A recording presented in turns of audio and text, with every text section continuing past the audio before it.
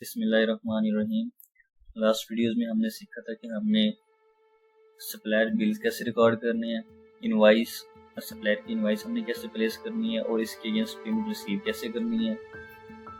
इस वीडियो में हम एक स्टेप फर्दर जाएंगे। इस वीडियो में हम सीखेंगे कि हमने इन्वेंट्री कैसे परचेज करनी है, आइटम कैसे क्रिएट करनी है और इन्वेंट्री को मैनेज हमने कैसे करना है। फर्स्ट ऑफ ऑल हम न्यू पे जाएंगे, बिल रिकॉर्ड करेंगे। जो पहले हमने बिल रिकॉर्ड किया था उसमें जस्ट एडमिन एक्सपेंस था, उसके लिए यहाँ पे हमने हेड एलोकेट किया था, लेकिन हमने आइटम उसके साथ कोई एलोकेट नहीं की, तो ना ही हमने कोई आइटम क्रिएट की हुई थी। तो ये जो सेक्शन है आइटम डिटेल्स वाला, ये इन्वेंट्री को रिलेट करता है। अब अज्यूम करें कि हमारा एक रिटेल स्टोर का बिजनेस है, हम डिस्ट्रीब्यूटर से गुड्स उठाते हैं, अपने रिटेल स्टोर में उसको डिस्प्ले करते हैं और फिर यहाँ से हम जनरल पब्लिक को सेल करते हैं। जस्ट फॉर एग्जांपल हम एक सोप की एग्जांपल ले लेते हैं कि हमने सोप परचेज करना है और इसको हमने सेल करना है, लेकिन अभी हम प्रोडक्शन वाली साइड पे नहीं जा रहे, हम वो सोप खुद बना नहीं रहे, हम जस्ट उसको परचेज करके मार्केट से और आगे पब्लिक को सेल कर देंगे। बीच में हमारा मार्जिन होगा 10%, 20%, जो भी हमारा मार्जिन होगा। तो सबसे पहले हमने सप्लायर सेलेक्ट करना है यहाँ से, जैसे हमने पहले किया था। बिल नंबर होगा और यहाँ से फिलहाल हम इसको 0 रहने देंगे।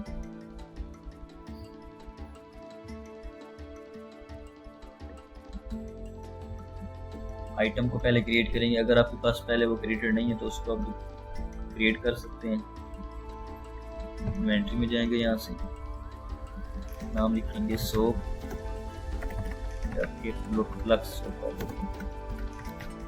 सोप। अगर आपके पास क्वांटिटी इनिशियल क्वांटिटी में हैंड है तो आप वो भी बता सकते हैं। फॉर एग्जांपल हम कहते हैं कि इस डेट पे हमारे पास 10 ऑलरेडी सोप की क्वांटिटी पड़ी हुई है, डेट बता देंगे, एक डेट पीछे कर लेते हैं क्योंकि आज की डेट पे हमने इनवॉइस प्लेस करनी है। फिर ये ऑर्डर पॉइंट यहाँ पे हम आप बता सकते हैं कि ये आपका जो बफर स्टॉक है वो क्या होगा। फॉर एग्जांपल अगर यहाँ पे मैं 5 की फिगर देता हूँ तो इट मीन्स कि जब भी मेरे पास 5 शॉप रह जाएंगे तो उस वक्त मुझे नया ऑर्डर प्लेस करना चाहिए, क्योंकि हर वक्त मेरे स्टोर में मिनिमम 5 शॉप तो पड़े होने चाहिए। अगर 0 पे आ जाता है तो उस वक्त कस्टमर आता है, वो देखेगा कि इधर इनके पास शॉप पड़ा नहीं, तो वो हमारी सेल लॉस हो जाएगी। अगर हम उस वक्त प्लेस करते हैं ऑर्डर तो डेफिनेटली वो उसके लिए 3 से 4 दिन का टाइम लग जाएगा, वो प्रोडक्ट आते आते, तो वो हमारी एक सेल पर लॉस हो जाता है अच्छा खासा। इसलिए वो यहाँ पे हम ऑर्डर पॉइंट रख सकते हैं कि जब मिनिमम ये 5 आइटम मेरे पास रह जाएंगे तो उस वक्त ये मुझे क्विक से बताया कि आपके पास ये 5 पड़े हैं और आप इसका ऑर्डर प्लेस करते हैं ताकि ये क्वांटिटी आपकी मेंटेन रहे। यहाँ पे वो पूछ रहा है कि ये जो आइटम आप परचेज करेंगे तो परचेज के साथ आपने इसका कौन सा हेड एलोकेट करना है। ये बैलेंस शीट आइटम होते हैं, इन्वेंट्री एसेट ही ठीक है बेसिकली, जिसको आपका जो क्लोजिंग स्टॉक होता है वो इसी हेड में ही जाता है। सेल प्राइस को पूछ रहा है कि अगर तो आपकी इसमें सेल प्राइस फिक्स होती है, अगर आपने चेंज नहीं करनी तो फिर आप यहाँ पे लिख सकते हैं कि ये सेल प्राइस, इस सेल प्राइस पे ये सेल होता रहेगा। लेकिन क्योंकि प्राइसेस चेंज होती रहती हैं, समटाइम्स आपको पीछे मार्केट से महंगा मिलता है तो आपको प्राइसेस बढ़ानी पड़ती हैं। यहाँ पे ना ही लिखे तो आप बेहतर है। यहाँ पे पूछ रहा है कि आपने कौन सा इनकम अकाउंट आपने सिलेक्ट करना है कि जब ये वाली आइटम सेल होगी तो इसके साथ कौन सा आपका चार्ट ऑफ अकाउंट का हेड है जिसको इसने क्रेडिट करना है, जिसके अंदर ये इनकम लेके जाएगा। वो सेल ऑफ प्रोडक्ट इनकम भी ठीक है।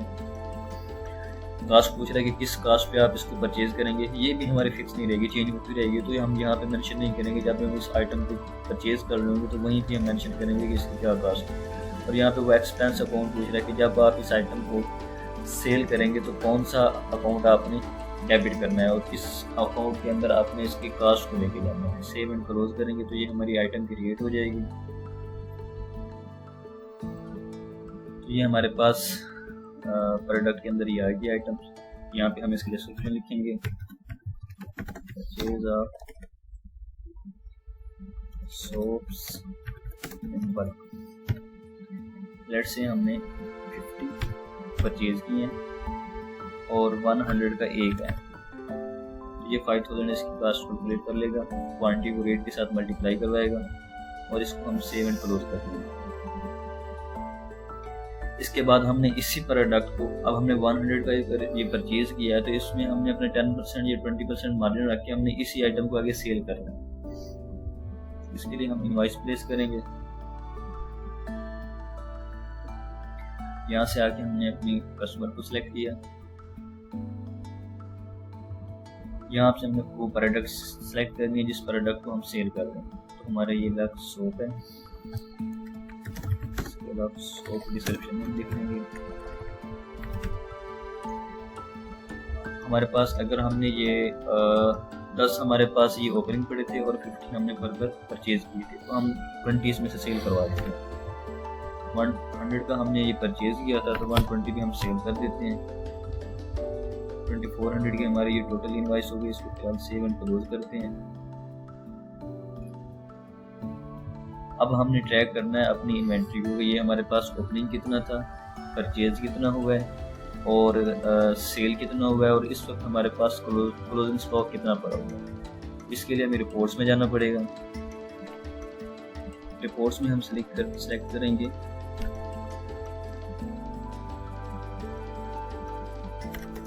Inventory,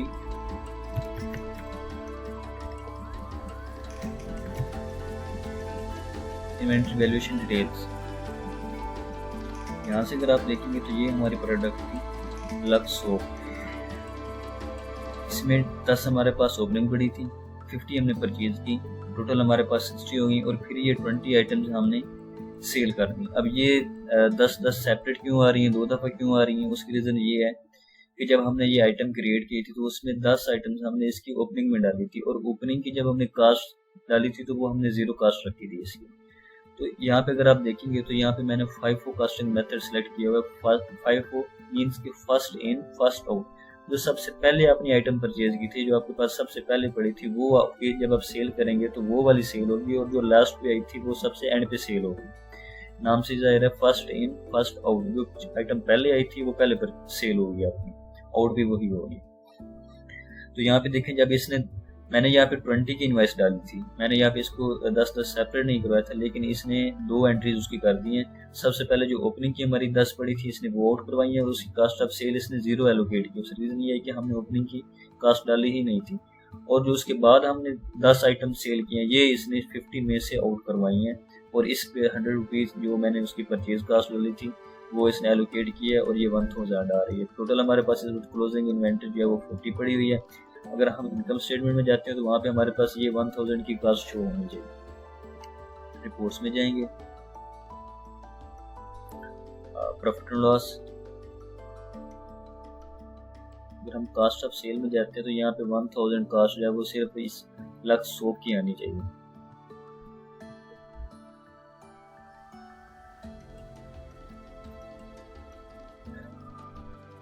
okay, you can see ये 1005 पे एक पे उसने कास्ट एलोकेट नहीं की। ये जो 10 आइटम उसने सेल करवाई थी इस पे उसने ये ओपनिंग वाली थी और जो हमने परचेज की थी उसमें से 10 जो आइटम इसने सेल करवाई हैं उस पे इसने 1000 की कास्ट एलोकेट करवा दी है।